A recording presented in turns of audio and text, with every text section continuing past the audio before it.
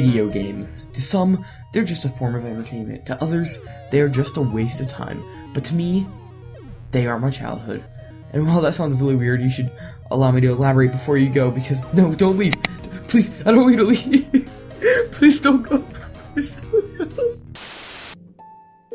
In all seriousness, video games have impacted my life in some major ways, and while I'm not comfortable saying the biggest reason it's impacted me quite yet, I would still love for you to stick around and let me tell you my favorite video games of all time. Now, I struggled with this script, trying to decide which game went where, what to say about each one, so I decided to crack down and make it one game per series, because if I hadn't, this list would be all Zelda, Fire Emblem, and Mario games. But finally, the list materialized, and now it's time to unveil my top 10 favorite games of all time. Let's go.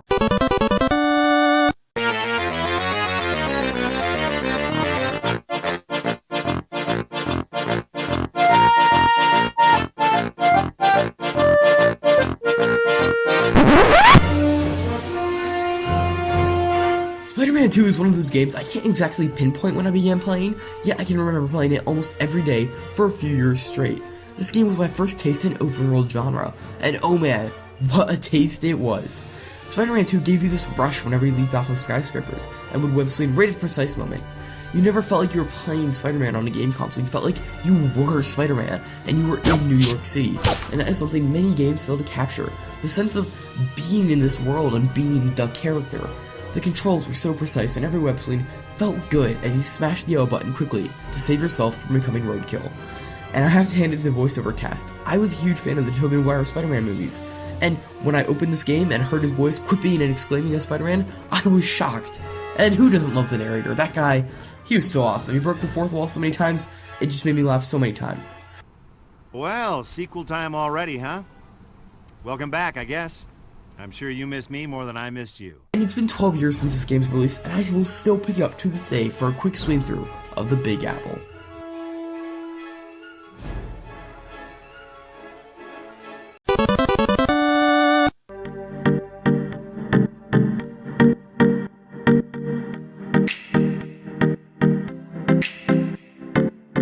As a child, I had always loved the Star Wars films, especially A New Hope and Attack of the Clones. And my favorite part of the prequels was always the clone troopers, and I'd always wondered what it would be like to be on the front lines in a battle as a clone trooper. And then I stumbled across Star Wars Battlefront. It blew my mind. I always loved playing that game, fighting in the Cloud City and that random ice planet that wasn't Hoth. It was just a blast. Then I found its sequel. It was amazing. Battlefront 2 is one of those games that I played throughout my entire life ever since I bought it. I play this game every few weeks, and even nowadays I still play it. It gave just this perfect feel of the Star Wars universe, and brought a feeling of being on the front lines as a soldier, risking it all for the freedom or oppression of the Empire, depending on which side you were on. You could play as Mace Windu, Obi-Wan, Luke, and Vader if you were skilled enough to unlock them. Or, if you were unlucky enough, you would see a Jedi or a Sith Lord charging at you and your squad, and you could only feel this sense of, oh god, I'm gonna have to take this guy out, or I'm gonna die trying. The game just has a sense of grandeur and scope, and as a child, I always hated the space battles. They pissed me off so much, and I just stayed away from them. But as I got older, I learned the controls and the skill, and loved it. I loved hopping into the enemy ships and just taking out the hanger, and hopping into a TIE fighter felt so real. It felt like you were personally in space, fighting. Now if you'll excuse me, I have a secret mission on Hoth to complete.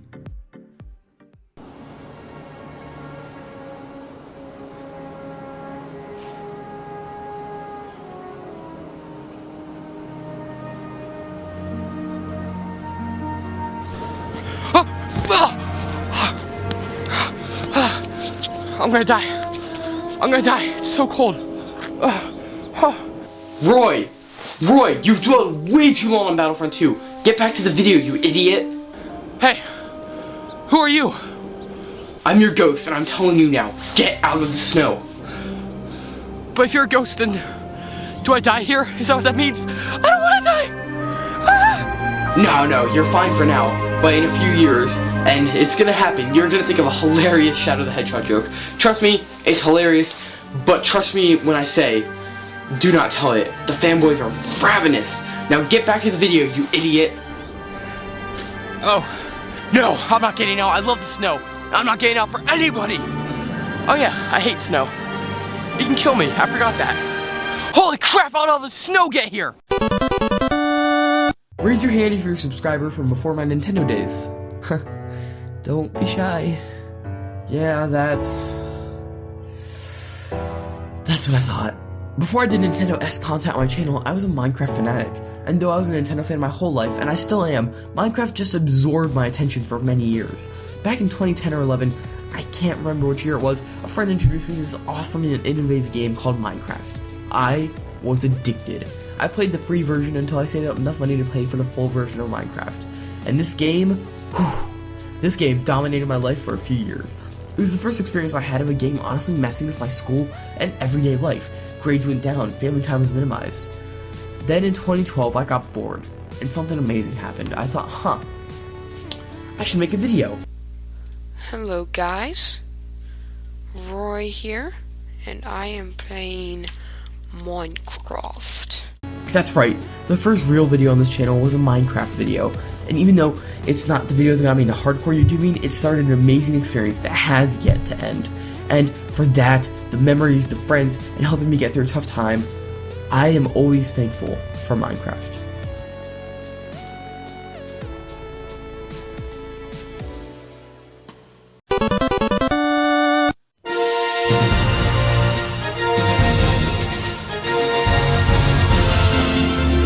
When I was young, I played a lot of violent video games behind my parents' back. Games like 007 on the Gamecube, Bounty Hunter, and Calibur 2, just to name a few. And while these aren't violent by today's standards, keep in mind that I was like 5 years old, and I thought that killing people in Bounty Hunter was an achievement to be praised. So it was getting out of control.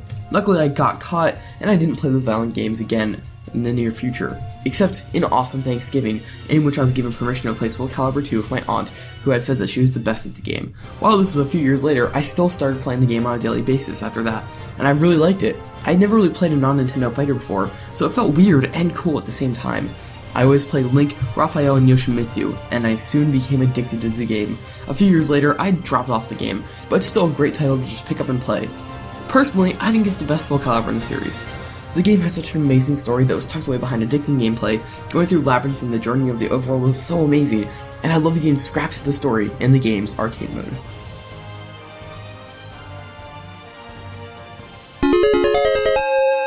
When I was young, I watched a TV show. It was really popular, and it was called Pokemon. Heard of it? Didn't think so. I would often watch the same 6 episodes over and over as I had a VCR tape, and I watched them over and over, just really excited as Pokemon. It just sunk into my head. I had trading cards, I had merchandise, I was all set. But I needed one more thing. A game. I had always wanted it so direly. My parents never really got around to buying me a game until my 6th-ish, 7th-ish Christmas. I opened up a gift shaped like a large square, and it was Pokemon Blue.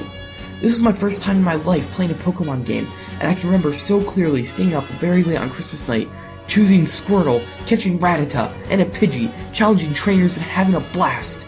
The next day I realized I forgot to save, and I had to restart on my 2-day road trip.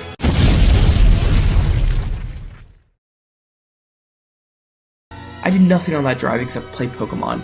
The game mesmerized me in a way no game had at that point in my life yet. And while Heart Gold and Soul Silver are undeniably the best Pokemon games in the series, or at least better than Pokemon Blue, nostalgia captures my heart again.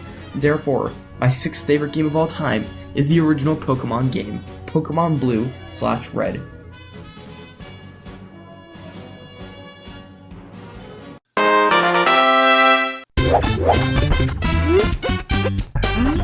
Many people say that Super Mario 64 is the best 3D Mario game. Others say that Galaxy was a revolution and had amazing graphics, and that's the best Mario game. But there's a small group of people who say that Super Mario Sunshine reigns supreme as the best 3D Mario game. I am proud to say that I am a part of that group. Mario Sunshine had an awesome and colorful world that looked like it was ripped right out of a pastel painting. Flood provided some awesome gameplay possibilities, and the level design was just so ingenious. While I can only hope for an HD remake, I will always be content and happy with my normal Mario Sunshine.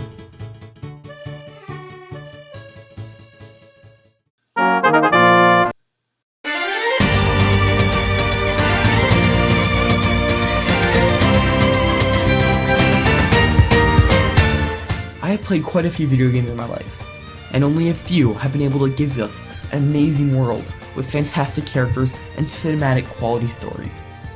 only a few did this better than Xenoblade Chronicles.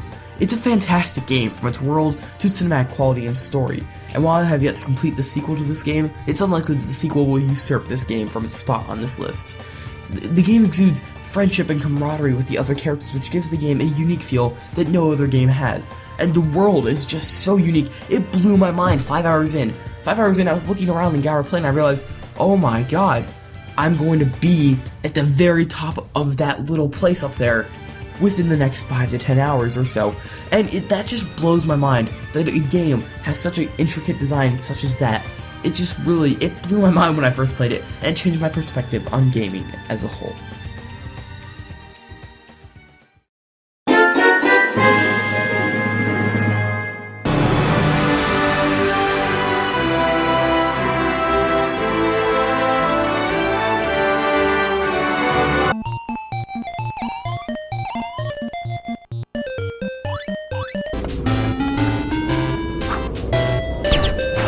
Welcome, true believers and newcomers alike. Spiderman co-creator Stan Lee here. Do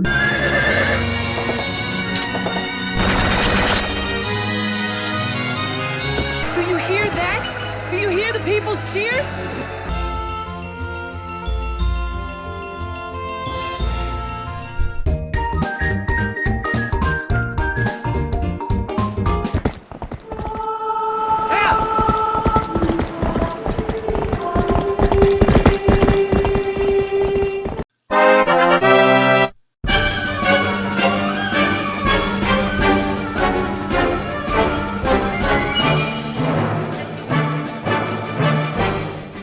This game was the first Smash Bros. Game I ever played. I picked it up at the age of 4, and I can barely remember unlocking a red-headed mysterious character named Roy. He was from a game series that I didn't know, and I decided to pick him up and play as him and become so good with him that I could beat all my friends. And while that day is long gone, I still to this day main Roy. I still love the Smash series almost more than any other gaming franchise around, and I do think this game is the pinnacle of the series for its fast-paced fighting and the nostalgic grip it has on me. I can remember getting lost for hours reading about what these characters were, the stories they had, and the games they were in. And honestly, I never knew what Kid Icarus was, or what Star Fox was, or even what Fire Emblem was, but I read it anyways, and the descriptions would always leave me wanting more information. And honestly, they led me to becoming the huge Nintendo nut that I am today. And also, not to mention, the adventure mode was awesome. Seeing these characters' worlds colliding was just amazing to me. Going from Mushroom Kingdom to a Hyrulean underground temple, I used to find it all very epic, and I still do, to this very day. If it wasn't for this game and the next 2 games on this list, I think I would honestly be a different person with a completely different personality.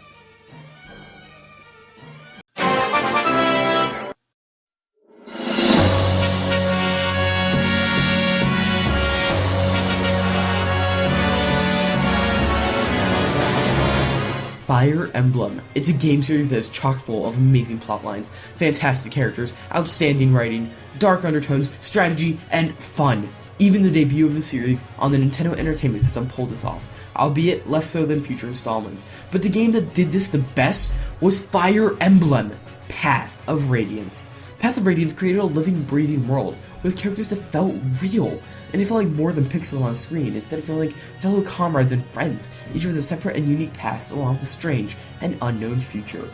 The world was massive as well, everything felt huge, and the story just kept going. This game had at least 2 or 3 underlying stories and plotlines that got as much attention as the main story, and that doesn't negate from the game at all, but instead made it feel like living and breathing, and actually shed light on some of the background characters. And this game would be my favorite game of all time, had I not stumbled across this game. I popped this bad boy in at the age of 3, and from that day forward, I was a gamer.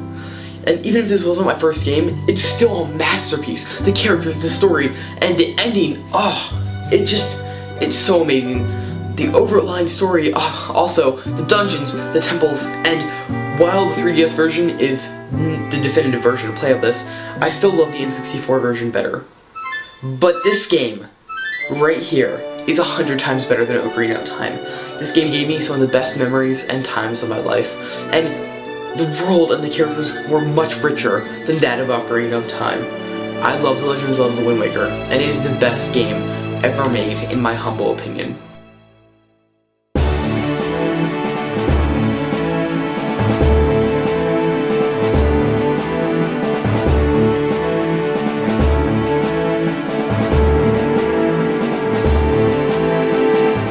Legend of Zelda: The Wind Waker.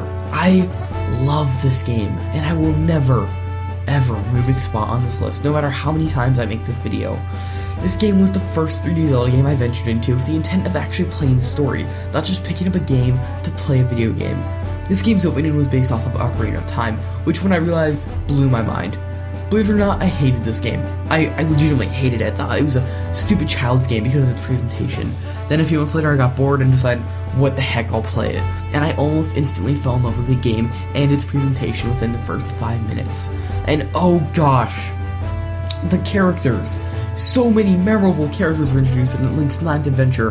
Medley, Kamali, the male guy, the rich guy turned poor, the poor guy turned rich, you jerk, Ariel, Tetra, Ganondorf, Link's grandmom, Valoo, Fish Dude, Windfrog, Other Windfrog, King of Red Lions, Hyrule King, and so many more memorable characters. I have such a special connection to this game that many probably won't understand, but that's why it's called my top 10 games of all time. And while I'll lose all dignity by telling you guys this, I finished up the game for the 7th time a few days ago, and upon watching the ending, I teared up legitimately. And trust me, it takes a lot for me to actually get tears in my eyes. And again, it's something some people won't get, but that won't ever change the fact that this game is the best game ever made. Period. In my opinion.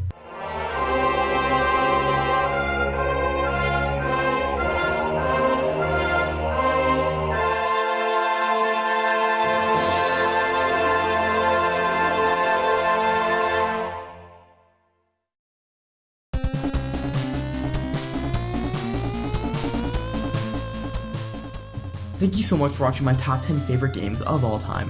This was really just an opportunity for me to gush about my experiences with each of my favorite games of all time, so thank you so much for listening to me talk about myself. Now enough about me, what about you? What are your favorite games of all time? Doesn't have to be 10, just any game that you think is the best game of all time in your opinion. I would love to hear it. Comment it down below. And thank you so much for waiting for this video. I know it took longer than expected, but I'm just having a lot going on right now with school and stuff, so thank you so much for waiting. And I do want to say that Roy Reviews Season 2 will be premiering very soon. I'm just working on some of the assets and finalizing some of the things, and then I'll get to work on the review itself. Thank you guys so much for watching everything and all your support. It's really meant a ton, and 2016 is going to be a great year for Roy Boy once I finally get back.